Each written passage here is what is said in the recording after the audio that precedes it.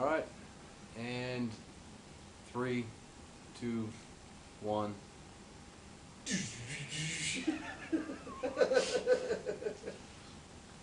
Alright. Acuistic duos, how'd you guys meet? Well, we met in a classroom, I believe. I brought my guitar to school one day. Oh, no, actually, let's back that up a bit. I was doing a test, or I believe we were both doing a test, and all of a sudden this man looked over and tried to copy off me. He's like, "Hey, can you give me the answers?" And so I was like, what? Brought to you by Mountain Dew. I let him copy, and I don't think either of us passed, but that's how we met. And then I brought a guitar into school and started making up songs and shit, and yeah, pretty much it, I think, as far as meeting goes. I think it was a little too friendly, which made it awkward. I'm still a bit fuzzy about those days. Well, when we first started playing at the Cole Theater in Rosenberg, we had no idea what to name ourselves, so we went to the guy, I don't even fucking remember that guy's name. There we go. And, Bodie? yeah. Bring Cold Thing back? Who was a little out of it at the time, I think. Clearly a little dyslexic or something. We just said, give us a name, you know. We went back a week later when we were ready to play, got some flyers, and I think he tried to spell acoustic, but it came out Acuistic. It's a little too close to autistic, if you ask me, but that's okay. First show, I think it went over pretty good, but we didn't, we had a week to basically practice all of our songs, so kind of made them up, and then did a bunch of covers, and I don't remember it being, you know, I remember it being very awkward. Well, you know, we couldn't even begin to be close to as awesome as they were, which is why we copied so many of their songs and whatnot, but people called us a cover band. I don't like to think of us as a cover band, since we did have at least 3 original songs. Well, you know, it just puts us up there with greats like the Beatles and the Who. Can't really compete with them, you know. But then again, when we're just acoustic duo, that's just like saying Mozart. So there's really no good place for us. Usually I would just come up with a riff which would take about 30 seconds, and Mike was pretty good about busting out free-flowing lyrics that could be compared to some great rappers nowadays in the style, but you know, and then I would just throw in a backup line every now and then, basically saying the same thing he did. Well, you know, there is a bit of a sense that you've got to compete with this other person that you're with, and really, the talent comes from the guitar because it plays the song. So I'd like to think I was up there, but he got all the credit. The incident of knocking him out was completely an incident. There was no predetermined. No. Can we take 5, please? All of those were late drunken nights where I had nothing better to do, and I thought, you know, I'd give the fans some reading material, but it never turned into anything more than that. I've since denied that, so I don't recall. I haven't kept in touch. He just kind of phased him out, so if we could get moving on. It started for me with pot, like I guess, you know, the gateway drug for everybody, but quickly turned pretty violent, and it was not very long after Are you on any drugs as we are doing this interview? Because we asked for you to be sober during this interview. Yeah, I mean, this is a lot of money. What? No.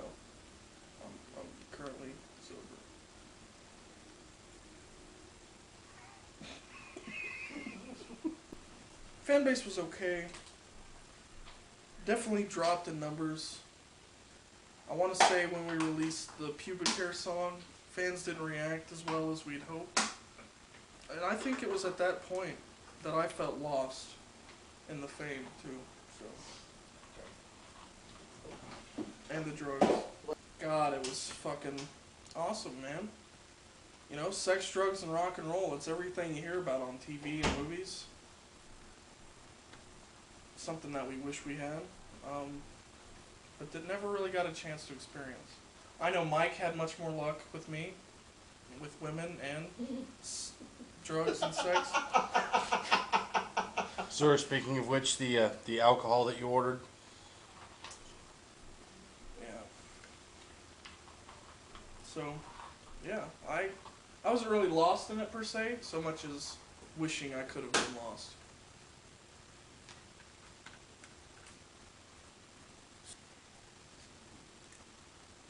Sometime after I hit him in the face at my at my birthday party, they threw me in the pool. I asked them not to politely, but they did it anyway. So I punched Mike in the face on purpose. This was on purpose. I'd never, you know. I believe our manager Randall, Braden White. I believe I took him down with a pipe because I was a little into cannibalism at the time, but yeah. So I bit his arm and tried to drag him in right before I punched Mike in the face. And I knew then it was getting close to over. We had gone to school together for a short while, and I figured, you know, he knows how to do managerial work.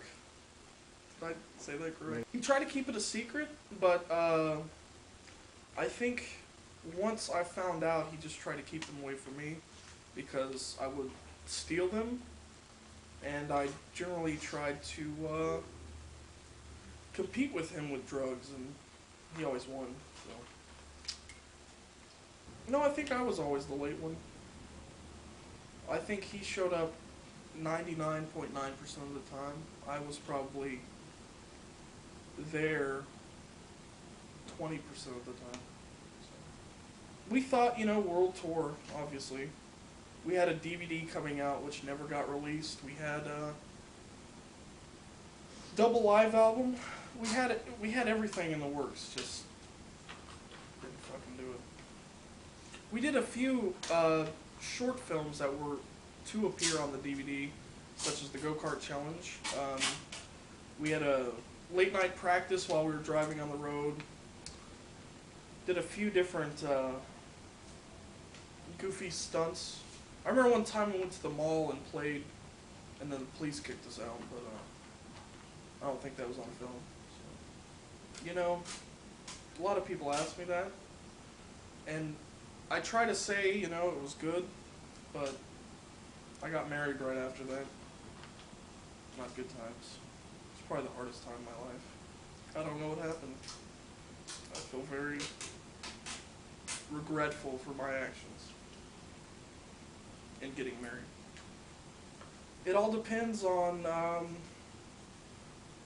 the willingness, I guess. If he's down for it, I would be down. Is Chris gone yet? I can't do this interview if he's here. Meeting. As I remember it, it was high school.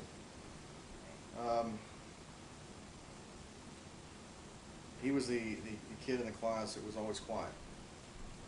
He didn't say a whole lot. I do remember the first time I spoke to him, we were having a test actually, and as usual, my reputation stood that I never studied. So basically, I was cheating on him. I asked him for answers, and he gave them to me. Did we pass? I don't recall. Sobriety was an issue back then for a long time. Where did that come from? Oh man, Acuistic duo. The Acuistic duo, ACDO. We actually were scheduled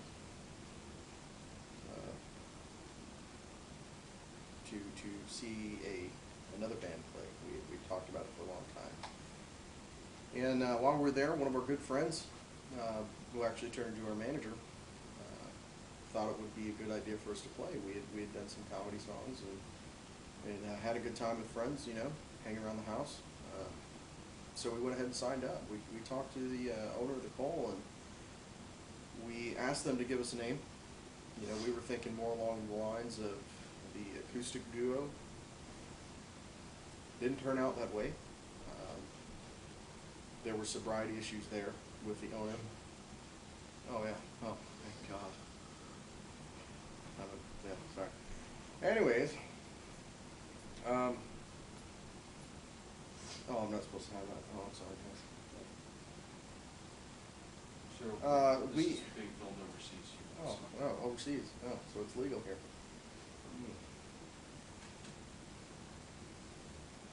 Smells quite nice.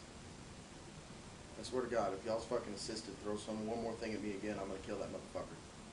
I just got out of fucking jail. How many times do I gotta tell you guys? I don't wanna go back, but I goddamn will. We were thinking along the lines of Acoustic Duo, and when we got the small flyers that they gave us to pass out, spelling was an issue. We couldn't figure out that whole issue. I mean, Acuistic Duo? Acoustic, Acuistic, it just doesn't go hand in hand. But, you know, it stuck. It stuck. It sounded good. It grasped our peers. It really did. Yeah. We had a lot of issues. I had a lot of issues.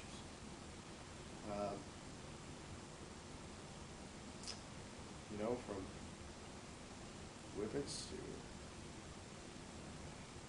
you know, Ruby and Gold. God, there was so much. Peeps and pops and schlongs and dongs. Oh, okay. Yeah, I mean, Coke was a big problem. Pot was a big problem. I don't remember a day or a show where I was high. I mean, higher than a kite. And half the time, I thought I was walking on water. A couple times, I thought I was Jesus. Superior? No, not superior. Better? Yeah. Superior. Was I ever superior than Chris? No, it was a team effort. It was. I got a lot more credit than he did, which at times I felt was unfair. I mean, my awesomeness was through the roof, but it was cool. It was cool. I think we had a mutual agreement. I took 50% and he took 50%. Songs were actually pretty simple. I think if we had them documented, we would hold the world record for fastest songs written and recorded. It usually averaged right around 2 to 3 minutes from the time of writing a song to recording it and being completely done. Chris would usually come up with a good guitar riff or tune, and I'd have him play it and let him know if it was too fast, too slow, or just gay. And we'd come up with some random lyrics. There were times where we would call upon friends who were at practice and just say, give me a topic. And we'd go from there. I mean, the number one hit we had, Masturbation. A good friend of ours, Jeremy, gave us an idea of masturbation, and he just blurted it out, and we rolled with it, and that was one of our number one hits. It was. Oh man.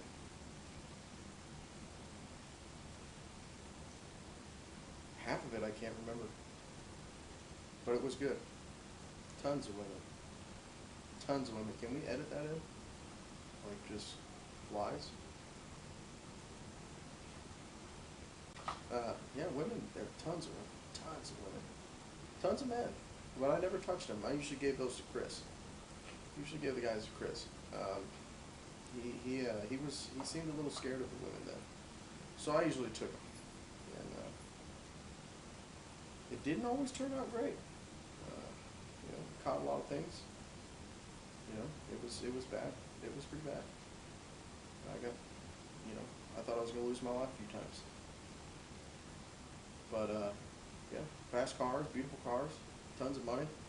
You know, we would always go, and I remember going to Denny's all the time, and every time we walked in, the place would just stop. People knew we were the richest people in there. It was a little expensive, but you know, if you got the money to go to Denny's, that's the right place to be. You know, I noticed when the band was dying out, actually quite early on. It was hard to get Chris to come to practice. I usually had to give my manager a call to contact him. You know, half the time he wouldn't even answer my phone calls. I don't know why. And that was maybe 6 months in. And I was a little heartbroken. I was. But you know, everybody has their issues. I think he had a drug problem. I really do. I can't prove it, but there was something about him. I honestly think he was on drugs. Worse than I was. Well, that's exactly what it was. It was my rise to glory. It was that I felt that he was envious of me because I was so awesome. A voice of gold. Voice of gold. And I don't think he could handle the pressure. You know, he had a big shadow to fill. A big shadow. You know? But yeah, when he knocked me out, that really broke my spirit. And I felt that that's when I started to lose my touch. I think that he purposely did that to destroy this. And this whole region. Mainly this, but this whole region was destroyed. And I think it was done purposely. But you know, I take it as it comes. I feel it is a blessing. It taught me a good lesson. Never get too close to the guitar. After the duo wasn't bad, you know, I moved on, and my manager took me on to bigger things.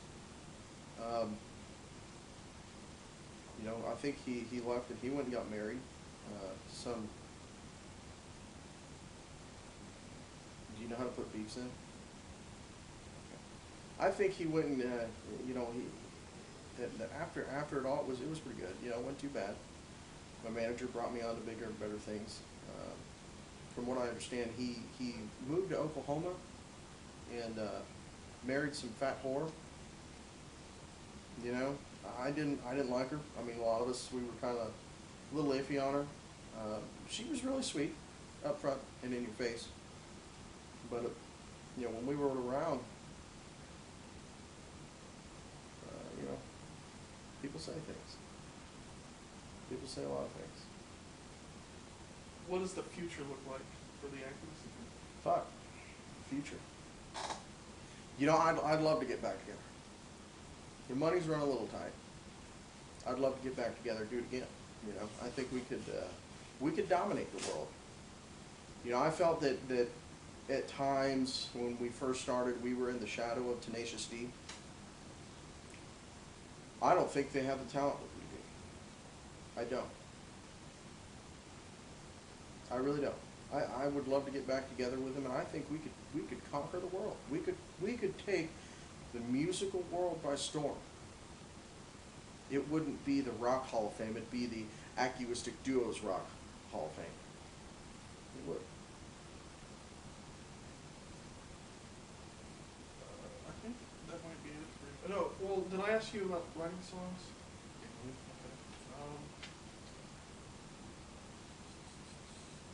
Chris and Pool. Oh yeah, explain the Chris and Pool incident. That was a good one. It was Chris's birthday, and he came over my residence, and We had never seen him in the pool. We never saw him in the water. Never seen him in a pool. Didn't know if he could even swim. So me and manager and a couple other friends, and we actually threw him in the pool, shoes and all, totally done up. And man, when he came out of the water, it was like slow motion, just out of nowhere, bam, punched me in the face. And Is that like another attempt at the? well, that was it could have been, it could have been. You know, I think the scariest part of it was when Randall lost a chunk of flesh. You know, it was pretty gruesome. You know, and I almost called the cops on that. I really did. I thought about sending them to jail. That's assault with a deadly snout. I think that's pretty much it though, as far as your. Are we done here?